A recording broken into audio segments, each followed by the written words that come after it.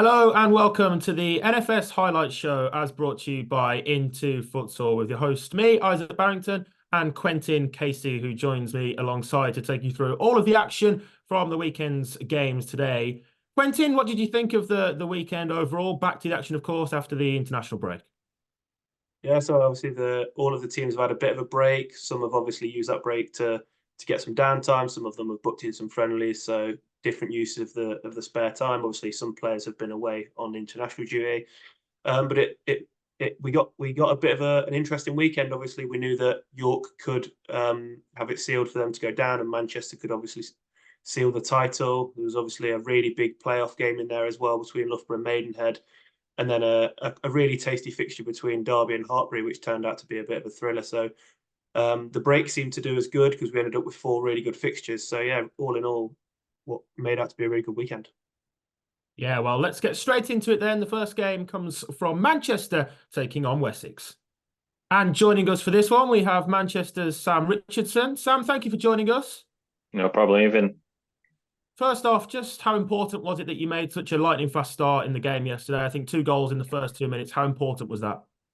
Yeah, I think more than anything else, it's just to settle the nerves.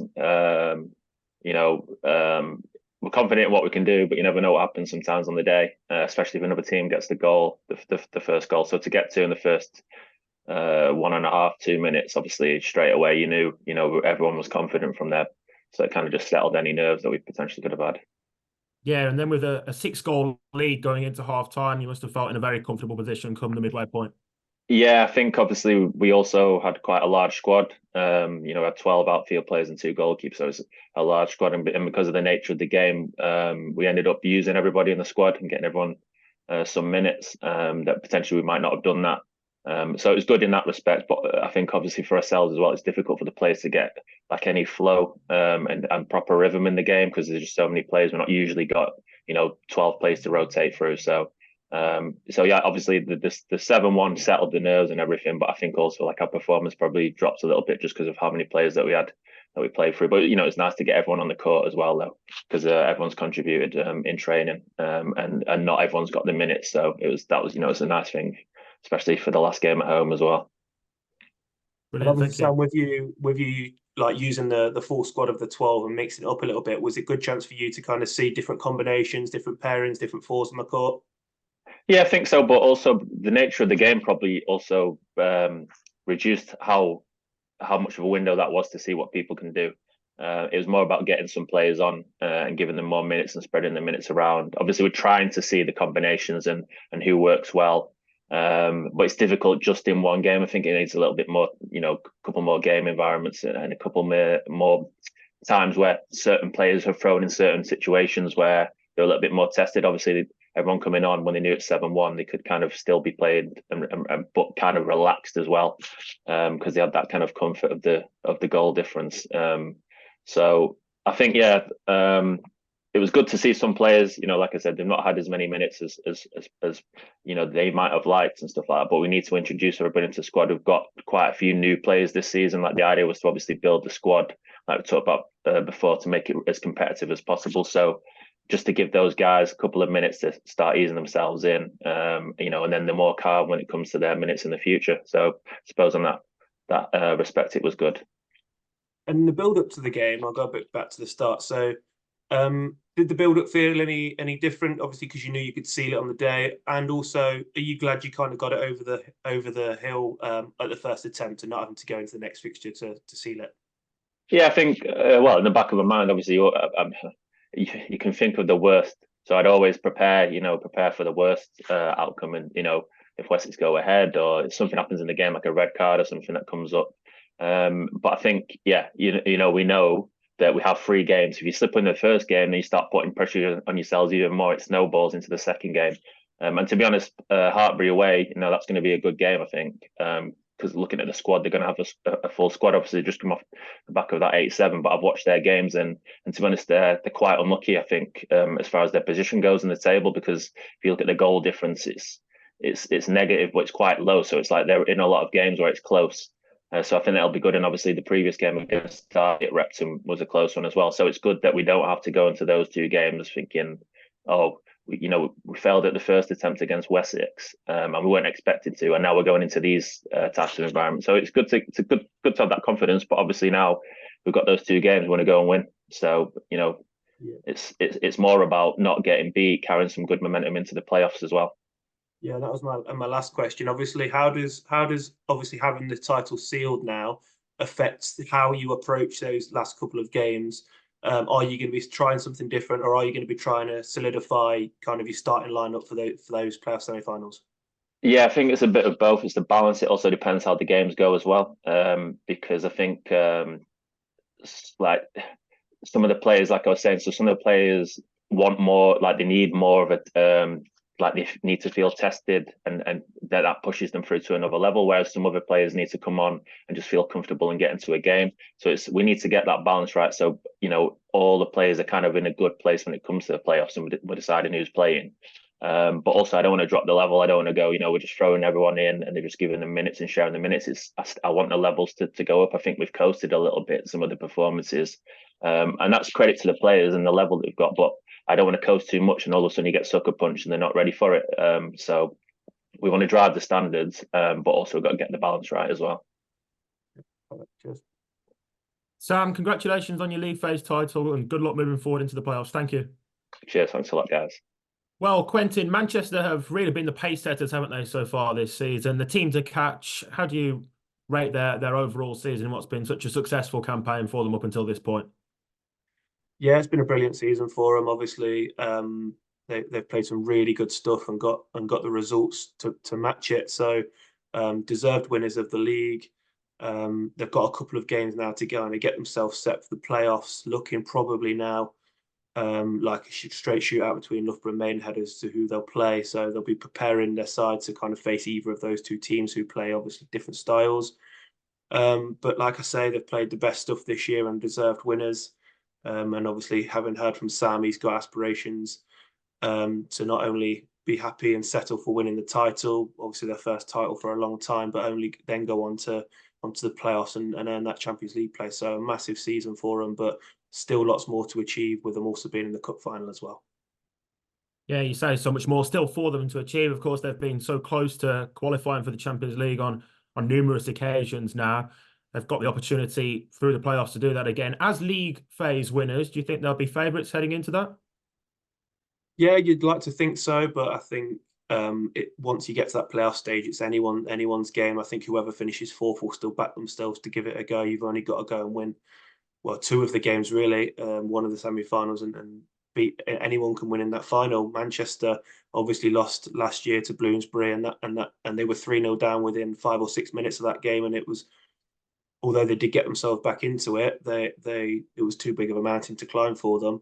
But they've had lessons from that. They'll have had lessons from throughout this season and through previous years, and hopefully that will put them in good stead to secure the playoffs as well. We've spoke to Cookie earlier this year and Sam, and the experienced people always say, like, you need that experience of kind of losing those fixtures to then know how to go and win them in the future. So they've kind of got all of the history behind them now to actually bring it home.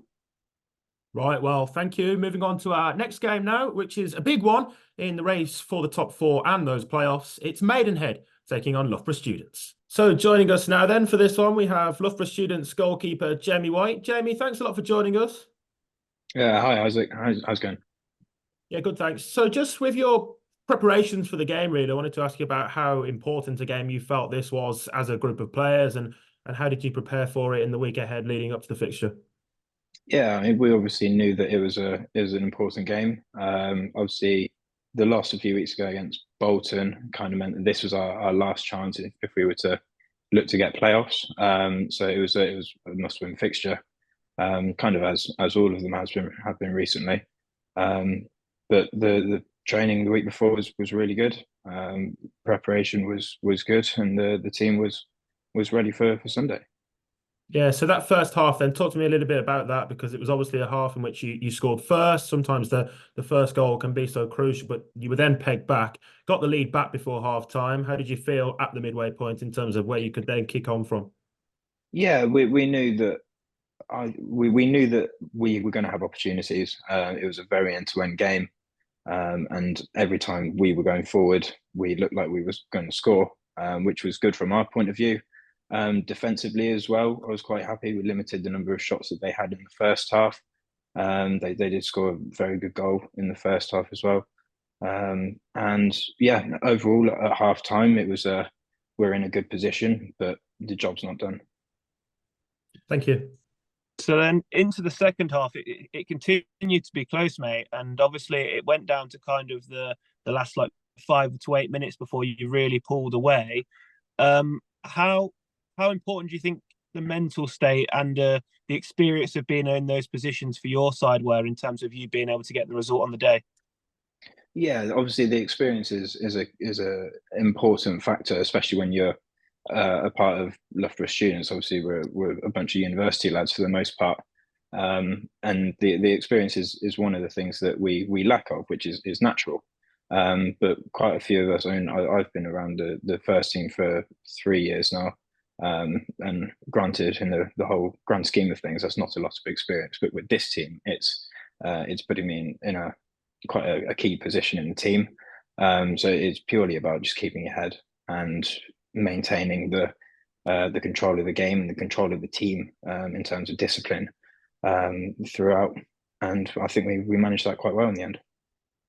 Yeah, and one of the key reasons as to why you won the game was an Alex Sibury hat trick. How happy are you for him to kind of get that recognition, do it on the big stage? I know he's doing it at Bucks. He's getting involved in the England camps. So how good is it to have him, and how good is it for him to be getting the recognition now? Yeah, absolutely. Alex is a great player. He's only been in the first team this season. He went through our devs last year, but he's an amazing player. Big, strong, fast. Can do the offense and the defense, and yeah, he's one of he's a very nice lad, but one of the most passionate futsal players that I know. Yeah, and then obviously the result puts you in great stead to kind of get that playoff position now. How do you feel going into your last two fixtures? Well, yeah, York on Sunday is our last game. We're relying on Maidenhead to lose, I believe, one of their games against Bloomsbury or Bolton. So mathematically, it's out of our hands as long as we beat York on Sunday. But we've done what we can do from this position. So it's fingers crossed. Yeah, and obviously, the experiences that you guys have had this year, with kind of not being a disappointing year, but obviously Loughborough normally kind of a safe bet for being in those playoff positions. How important do you think the lessons that you've learned being a young group will give you in future years, whether you get in the playoffs this year or not? Yeah, this year's been one of those where we had quite a number of key players move on, as it is with our cycle. I think from 2-3 years ago, you might have 1 or 2 players that were in the squad that finished second in the league 2 years ago, and that's just how it is with us. So it's good in the sense that we're still hopefully going to be putting ourselves in the playoffs, but obviously we want to be doing better than that in terms of league finish. Yeah, perfect. Cheers, mate. Yeah, Jamie, congratulations on your win and your individual performance as well. Really strong at the weekend. So, yeah, well played, and congratulations on the 3 points. Thank you. Cheers, guys. Thank you. Well, Quentin, it felt as though this was a potentially crucial game in the race for the top 4, of course. Loughborough have come out on the right side of that scoreline. How delighted do you think they'll be with that? And how did you see the game from your point of view? Obviously, a difficult one for Maidenhead to take as well. Yeah, I think obviously Loughborough will be disappointed as to where they are in the league. Obviously, Maidenhead will obviously be much happier with how the season's gone for them. Again, we've seen it with the Loughborough side where no matter how well they seem to play or how badly they seem to play, they just seem to always get results. It's just the Loughborough DNA. They're always there or thereabouts. And even when they haven't been this year and they've not been at their best, they kind of, we hear Jose talk about it all the time, this cycle of players, and they seem to be at the start of the next cycle. They're still at that level where they can get themselves in the playoffs. So really tough fixture to call. I think a lot of people probably would have given it Maidenhead's way, but Loughborough again have just dragged out that result. We obviously, man of the match is going to go to Jamie White, which says a lot about how the fixture should have been. And Maidenhead obviously disappointed with some chances that they didn't put away. But yeah, it makes it very tasty going into the last 2 games. Maidenhead have kind of got York to play.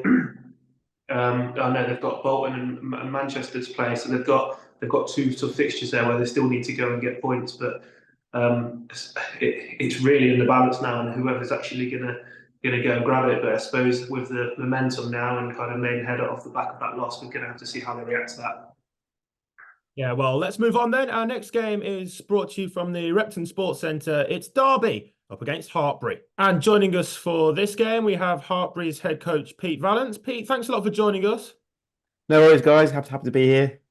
First off, just talk to me a little bit about your recent signings, recent acquisitions. Of course, a couple of new faces in the squad at the weekend, and Lucas Totti not long with you as well. How pleased are you with how those boys have settled in? Yeah, really pleased. I guess, Lucas Totti's been a bit of a gold dust addition, really, given, his experience in the game and his kind of technical excellence, and obviously well known on the circuit and, for years now. So great to have him in the squad, and he changes games, produces moments of real quality, many assists on the weekend, can score goals, can assist, and can play a killer pass. So yeah, he's been brilliant in training as well. He's really upped the level for everyone. Everyone's really, he's really sort of made a real effort to learn our systems really quickly as well, and kind of fit in that way as well. Yeah, so we've had a few of the signings as well recently. As you can see, has been Felipe Barcelios, who's again from ages ago, played loads of futsal in the old, what used to be the national futsal leagues back in the day, and ex kind of Oxford City footballer, and so he's been great as well, and added that real goal threat as well. Gives me another pivot to play around with as well, which is good. He's very direct. Bruno Gibbon as well. So these guys I used to play with the Oxford Lions back in the day, so I know them really well, and got a strong connection with them. Good friendships there. Bruno's played on the circuit as well for Salisbury back in the day, and pretty well known as well. So yeah, it's been some really good signings. Just wish I'd had them a little bit earlier in the season.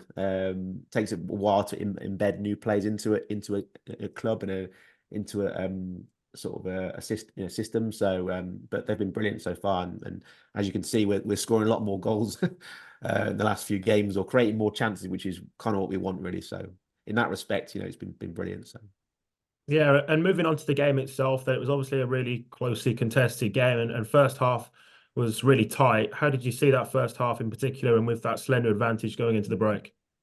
Yeah, I think it was quite a tight first half. I think both teams trying to suss each other out tactically. They did really well to try and sort of break down our sort of aggressive zonal, and we allowed them the line and close the middle, and they still managed to get some crosses, across the face of goal, and create some chances. And I think they had a few half chances that they capitalised on and scored. It was a bit of a basketball kind of game, so sort of we scored, they scored, we scored, and you're always most vulnerable when you've just scored. And I think it's a real challenge for a coach. Do you change the four? Do you keep the four on? They're kind of I guess their emotions are sky high. Have just scored. Do you change? So it's always a bit of a. Sometimes they can go and score again if they're confident, or sometimes they can concede. So it's one of those, you've got a stick or twist sort of thing, really. So yeah, quite tight sort of first half. And again, just I think we just scored just before half time. So we kind of had a bit of momentum kind of going into the second half. But pretty kind of close first half, really. And they were pretty tidy in defence as well, and stopping us kind of on the transitions and stuff. So it was a close first half. So Pete, obviously you mentioned that it was like a bit of like a basketball game in the first half. They scored first, and then you equalised. They kind of couldn't get that 2-goal advantage, but then into the second half, you seemed to score consecutively and kind of got yourself a bit of a lead. Do you think that? Well, you must be happy with how efficient your lads were in the first 8 or 9 minutes of that second half. Yeah, absolutely. I think the message was at half time. Can we start to pull away now? Can we start to really finish these chances that we're having? Been working a lot of that in training recently. I guess that finishing in the finalisation phase, that final third, been really clinical. And sort of pouncing on transitions and been able to go with 3 players or 2v1 and 3v2 and making really good decisions, top of D, far post, and just been really clinical. And we showed that. That was really great. I think we went 6-2 up. I think we scored 3 in sort of on a bounce, and probably never been in that position before psychologically as a team, being 4 goals ahead and being 6-2 against a tier 1 side. And so I think it was new territory for us a little bit. And I think that the players then started to get a little bit excited and started to the intensity of the game went up and started to maybe try and steal the ball and press, sort of like where they didn't need to. The game plan was quite concrete, and I don't know what happened, but I think sometimes players just behave in different ways because they feel that we want to score more goals, but actually you don't need to score more goals. You're 4 goals up, which is the message I gave to the players on the bench. But sometimes when the other team bring that level of intensity and they up their level of intensity, and there's maybe a few of the referee decisions didn't go our way or their way, the fire gets stoked, and sometimes you can't control people's emotions all the time. So it's it kind of just went a little bit haywire for a while. And fair play to Derby, they got back in it. They utilised the fly. They scored a couple of goals, kind of just in amongst the chaos that was happening, with us trying to sort of press in our own half. We didn't need to, and kind of just diving in. We didn't need to, and a few goals went in, and then before you know it, they're on the fly, using the fly goalie, and suddenly the game's level, and as you can see, it's obviously it was the final stages. Kind of they got themselves back into it. Was their fly something that you prepared for? You've watched in the past, or were you kind of happy? You thought you'd see the game out from that stage, and you were comfortable, because that's kind of how I saw it with the players. They did seem to relax a lot, and although they scored quite quickly from going into fly, they seemed to then that didn't seem to bother you until you kind of got kind of within 6-5, and then you really started to panic. Naturally. Yeah, absolutely. I think I was quite surprised that they went fly with sort of like 10 minutes to go. But I guess kind of needs must if you're 4 goals down. Then I guess probably a good thing to do. But I think from our perspective, I think it's hard to keep the same 5 or 6 players that perhaps you reserve for fly kind of in that mix, because you're going to need to rotate the squad quite a lot with that amount of minutes left on the clock. But I don't think we were expecting to concede so many with having a 4 goal cushion. And I think just a couple of individual details, and I think we probably we got done on the far post, the opposite wing cover a few times. We had a bit of a tactic around showing the line on one side, so closing the middle on one side, and then on the other side offering the line, knowing that I think Liam Hunt's a sort of right footer, so we know that he wouldn't be able to come and land on it as a diagonal because he's not a lefty, but you have to do it in 2 touches and open the line up. And we kind of wanted to encourage the ball in a way through the middle on his left foot, so we could intercept it in the middle and score, which is where we scored our final goal. And that kind of did work. But before that, I think that they did quite well too. We didn't get enough pressure on the ball. And if you don't get enough pressure on the ball, we don't react quickly. Doesn't matter what foot they are, they can open up and fizz it across the far post, and that's where we got done on the far post a few times on both sides. And I think just sometimes when you get caught in that kind of chaotic fade, it's very hard to sort of get reset. And conscious didn't want to burn my time out too early. I was confident the players would be able to defend it, and with giving information to players on the side as well that were going on, and that we'd be able to kind of go, like I was seeing it as 6-2, 7-2, 8-2, 9-2 in terms of fly. But fair play to Derby, they execute that really well. I think they're really dangerous on the fly.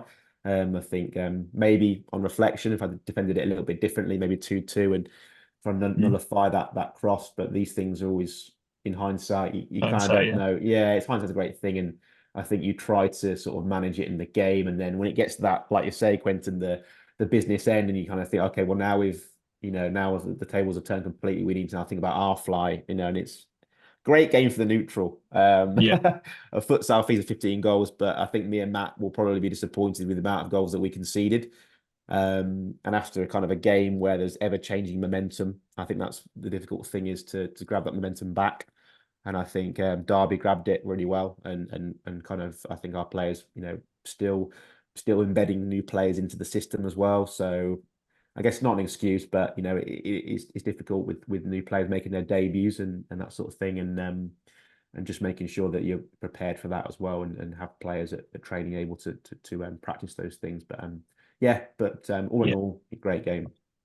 Yeah, and then obviously you've got the 3 points.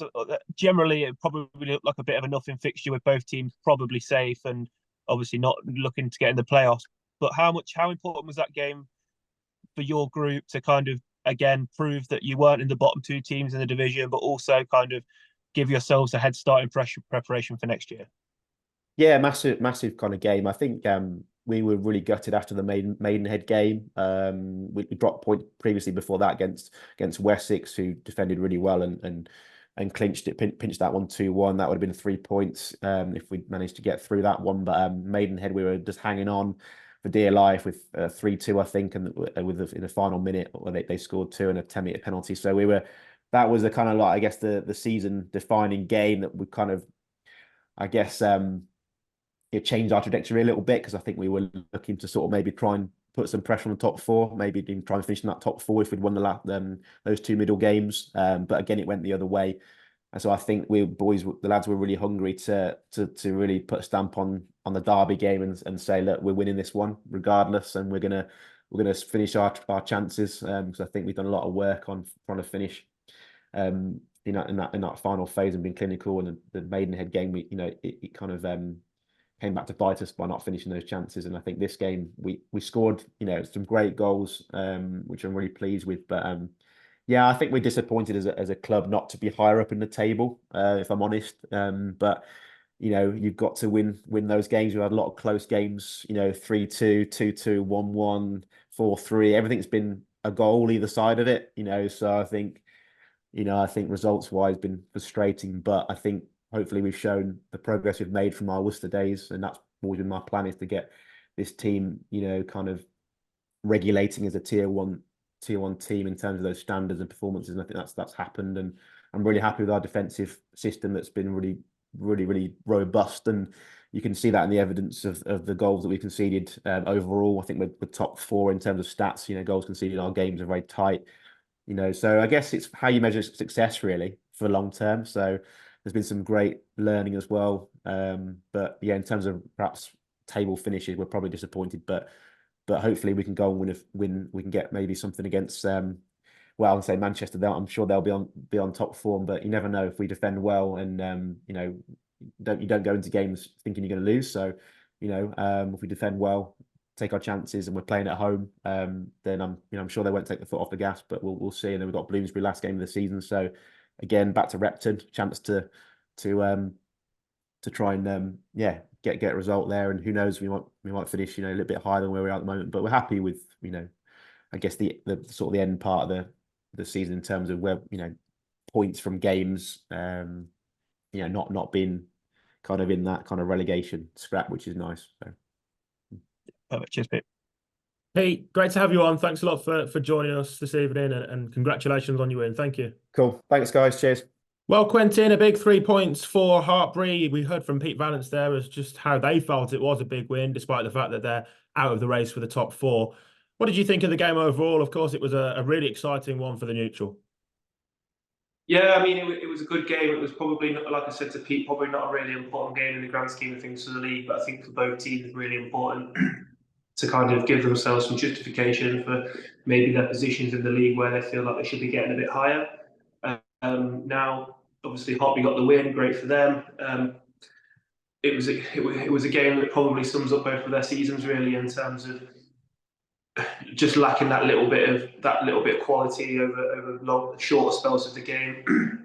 Derby have probably put themselves in a position, because of a bad 5-minute spell, that the game was nearly out of reach. Obviously, they got themselves back into it through some great fly play, but they won't want to get themselves in that position, and they're going to be much better if they can stop that. Both teams have got a lot to do to kind of get themselves further up the league next year, and that process starts for both clubs now. So Harbury have kind of got the one up now because they've got that victory. They've kind of given themselves that bit of maybe that belief that their league position isn't justified. So yeah, a lot to work on. Obviously, both teams will want to push for next year. The league, it's going to be harder to stay in the division next year with 2 teams going down. A very good Genesis and East Riding side coming up, so the relegation battle next year. But everyone's going to be after quality to make sure they're nowhere near it. Yeah, well, great stuff. Let's move on to our final game then, which is brought to you from the Greenbank Sports Academy. It's Bolton taking on York Vikings. And joining us for this final game then, welcome to Connor Woodworth. Connor, thanks for joining us. First thing I wanted to ask you was just about your preparation leading up to the game. Does that change at all in facing a game against a team who are bottom of the table like York, or is it very much the same preparation and the same lead up, hopefully with the same outcome of 3 points each week? Yeah, evening, gents. Thanks for having me. I wouldn't say it changed at all in terms of like actual preparation. The 2 sessions we had before the game, nothing actually changed. It's almost just like game specific to the certain team that we're playing on that day. That changes throughout the whole season, especially the week before that individual game.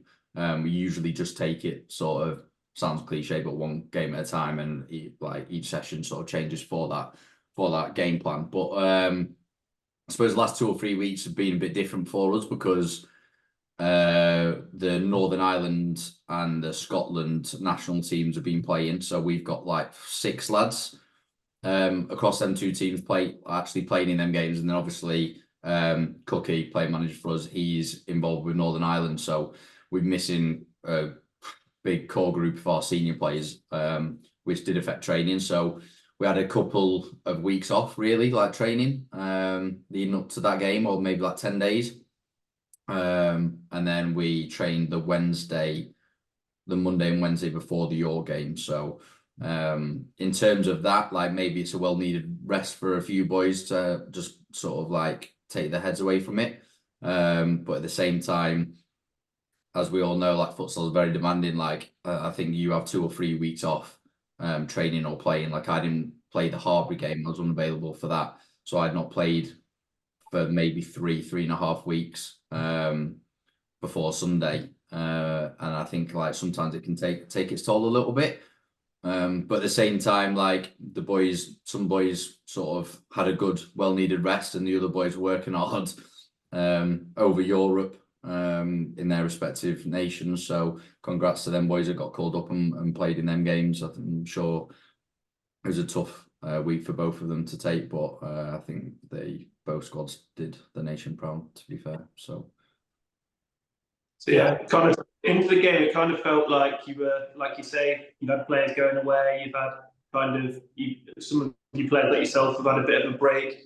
Did you feel that kind of through the early stages of the game in terms of being maybe a bit disjointed and kind of not clicking as teams do when you kind of game after game after game? Yeah, I feel like actually I feel like the first 10 to 15 minutes was probably our best futsal throughout the whole game. We had like 2 or 3 really good 4-minute stints between the 4s that were playing. And we went 3-0 up for half time. And then I think from maybe like the last 5 minutes of the first half, and then apart from maybe a couple of little spells here and there in the second half, I think that's where we were on most disjointed. I don't know if that was down to sort of different 4s that were playing that don't usually play together. Like some lads got minutes that haven't probably had a lot of minutes or as many minutes as they would have liked this season. But I suppose with a lot of the international boys missing, still just given a rest or whatever, like it was a good opportunity for them to get minutes and stuff. And also like, because we've not maybe trained in the last couple of weeks or so, fitness can come into that, and maybe a few lads were a bit leggy. And obviously we all know like in this sport, like quality drops as soon as you start getting tired. So I think that was probably, if anything, it was the other way around, strangely. Like you'd think you'd start slow and maybe warm up to the game. I think we were the complete opposite on Sunday. So again, you've got 3 different goal scorers, I believe 2 each. I know how competitive you are, like in between the squad. Is that something that you're kind of driving between each other? Is that really competitive in terms of who's getting on the score sheet? Because I know Cookies, I read in his pre-match notes as well, he'd been speaking about how he wanted to see you again more efficient in the final third and around the box. Does that come from kind of a personal level, or you're all trying to drive each other in that sense? Yeah, I think probably over the last 2 or 3 seasons, really, that's been our biggest issue. I think we were really hard off the ball, and defensively we're a really good team. We got 2 really, really good goalkeepers. So I think that was something that we really needed to work on, was sort of the final third. I think we get there, and in previous seasons we get there really well. And then I think our quality and choice of finishing from angles and different positions has been really poor and let us down in recent seasons. I think that can show against the Bloomsburys of the world and Manchester of the world when we played them. They've been really tight games, but in moments we've not taken ours and they've taken theirs. And I think that's where we as a squad have been trying to improve as much as possible. We've worked on it a lot in training. I wouldn't really say we've got an out-and-out goal scorer in our team. This season, Sam has come in and he's been absolutely brilliant for us. He's still sort of learning his position as a pivot, and I think he's doing really well with that. I think he's got 9 or 10 league goals. But I think as a collective, we're trying to just push each other, and we want everybody chipping in with goals. I think that's the way we're looking at it, rather than having one standout goal scorer that might score 20 to 30 goals. I think if everyone can chip in with 7s to 10s like each season, I think we'll be in a really good place. And ultimately, individually and both collectively, I think we need to get better. And hopefully we keep pushing on and doing that, which we've improved on, I think. Yeah, and just to comment on York, so obviously the relegation was sealed at the weekend. I think it was sealed probably with the defeat to Derby, and they've fallen short this year. But it's a shame to see a team relegated who have obviously with Junior done things the right way, and throughout the season they've kind of stuck to their own way. So kind of what did you like about what you saw about them and what you've seen over them across the season and last year as well? I think it's disappointing in terms of the club. Every time we played them at their place, they probably have the best crowd and the best atmosphere across all the teams in the country that we've faced. I know Wessex do a really good job when you go all the way down south, like it makes it worth it. So shout out to Jeff for that. But I think in terms of a club, yeah, York do it really well. I think they've got a great venue. I think Junior's done really well with a young core group of players. From an outside point of view, obviously we don't know what goes on inside. They've been very unlucky with injuries to key players. I think obviously Jed had a really bad injury. I think Matty Barber left to Manchester. I think he probably wanted to sort of test his level with the England stuff coming back as well. So credit to him. I think Tom Blackburn got a bad injury towards the back end of last season. Don't know if that's carried through this season, why he's not played as many minutes for them. But I just think like key players, like they're probably like 3 or 4 standout players from an outside point of view have sort of like had big issues, whether that's leaving injuries or commitment issues or whatever. I think that's taken a toll on them. But I think fair play, the fact that Junior's sort of, the way he runs the club, they've got a big sort of pool of young talent. Maybe that's been really tough for them, because getting exposed to maybe that intensity and level at such a young age for that group of players has been a real struggle. But at the same time, there's benefits in that, because them young lads getting exposed to that level and that intensity at such a young age, when they probably wouldn't have had these opportunities or as many opportunities on court if them, say, core players that I spoke about had stayed. So I sort of like weighs there's pros and cons to it. But I mean, fair play, like they give their all every week. They work really hard. There's a lot of like young talent and quality in that group of players still. I think a few of them are involved in the England under-19 setup. So credit to Junior. I hope they do really well next season. And they still keep getting the crowds in, and they can get themselves back up to tier 1, because I think it's a great club to have in the top tier. Agreed, mate, agreed. And then just the last one. So obviously it's looked like for the most recent weeks that it's probably going to be Bloomsbury for you in the playoffs. Is that preparation restarted, or like you said, you mentioned only taking it game by game, but I know as a player, you are already going to be eyeing those 2 matches up, and I'm sure Cookie's already started prepping for them, whether he tells you he has or he hasn't. Yeah, I think we needed to secure 3rd place, really. So I think that was first and foremost, that's what we wanted to do. So the York game was almost us cementing that 3rd place spot. So up until that York game, we've not really done anything in training specifically for Bloomsbury in the playoffs.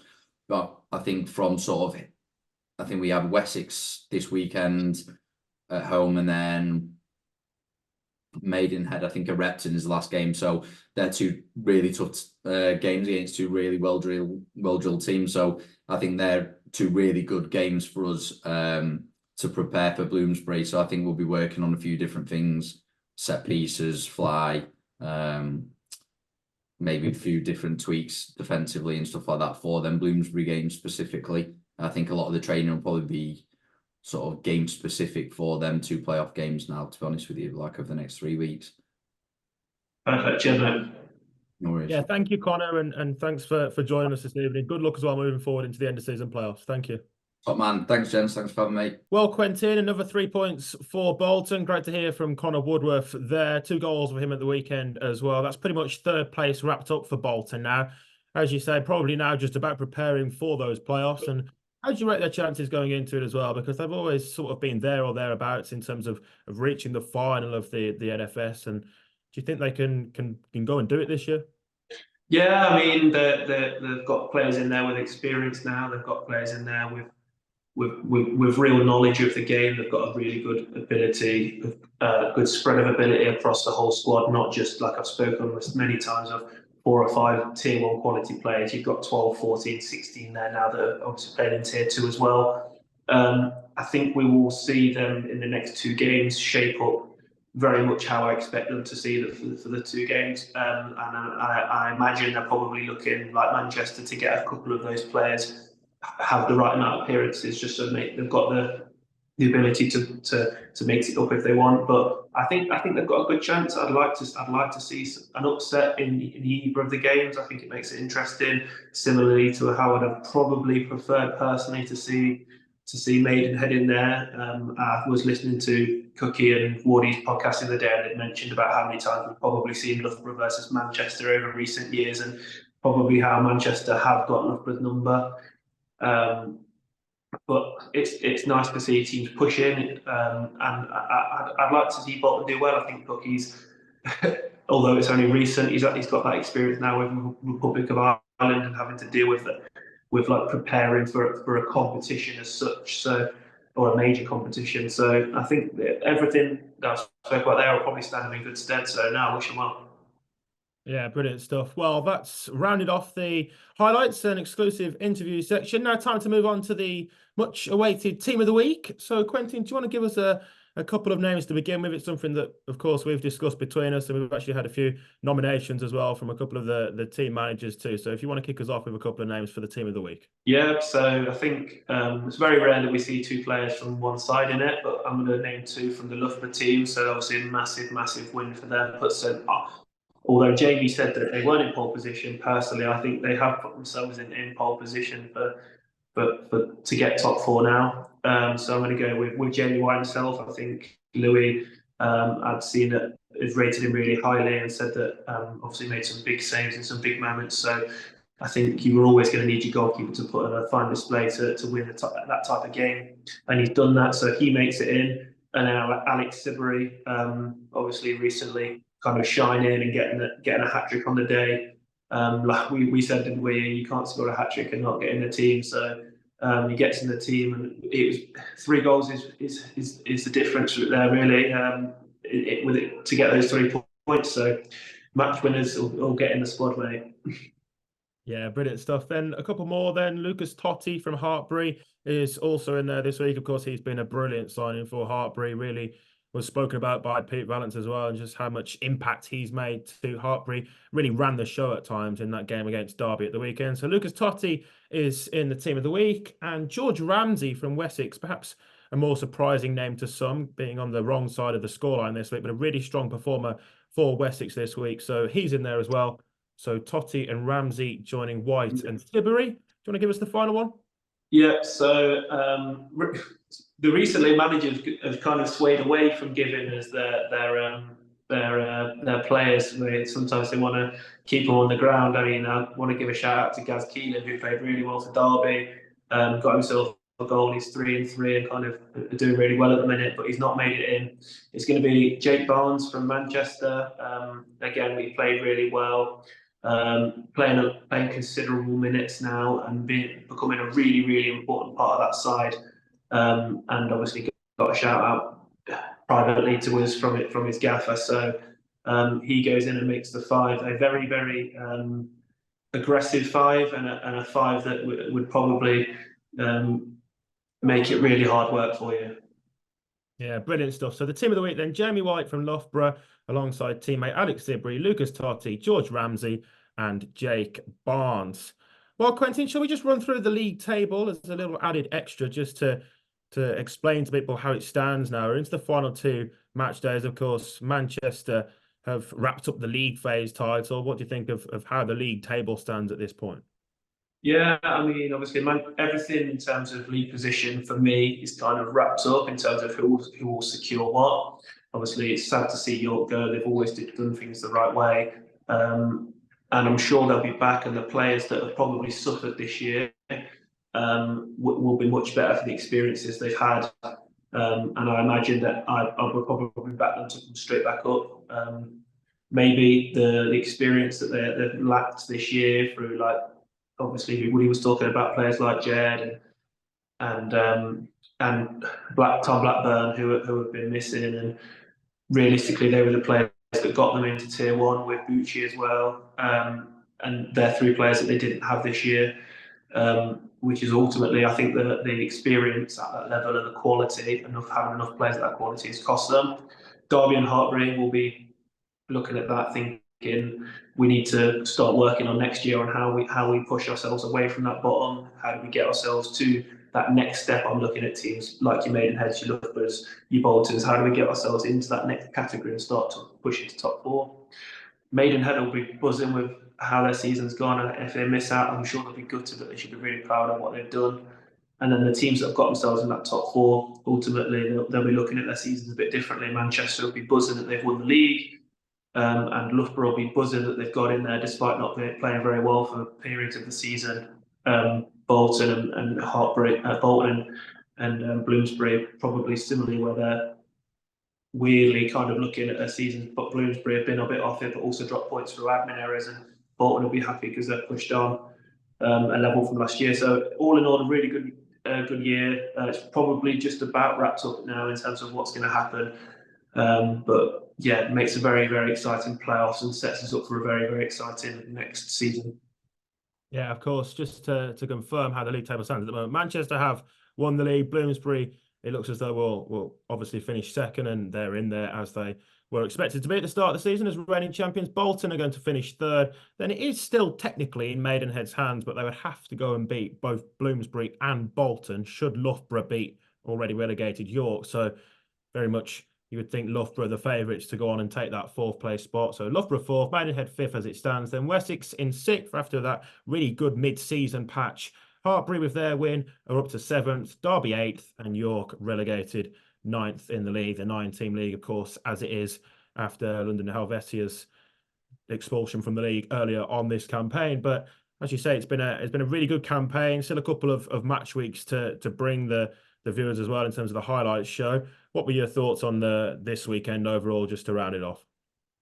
I mean, the highlight show for me has been a bit carnage. You've probably seen my background change 3 times. I started in the house, and I was in the car, and now I'm in a little back office of a football ground. So it's been carnage this episode for me. But in terms of the actual content, it was a good week. I think there was a Derby's game again. I say probably not the most exciting fixture on paper, but then turned out to be a great game for the neutral.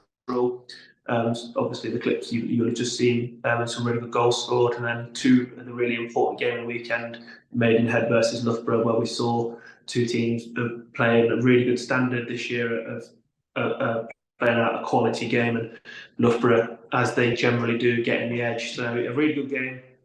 Like I keep saying, sets us up for two more rounds. Obviously, one backup beat on BT on the final day, and then a really exciting playoff campaign. Yeah, looking forward to seeing how it all turns out. Thank you for joining us, Quentin. Thank you, the viewers, for joining us at home as well. That's just about all we've got time for on this latest episode of the NFS Highlight Show, as brought to you by Into Futsal. Thanks for joining us. We'll see you next time. Goodbye.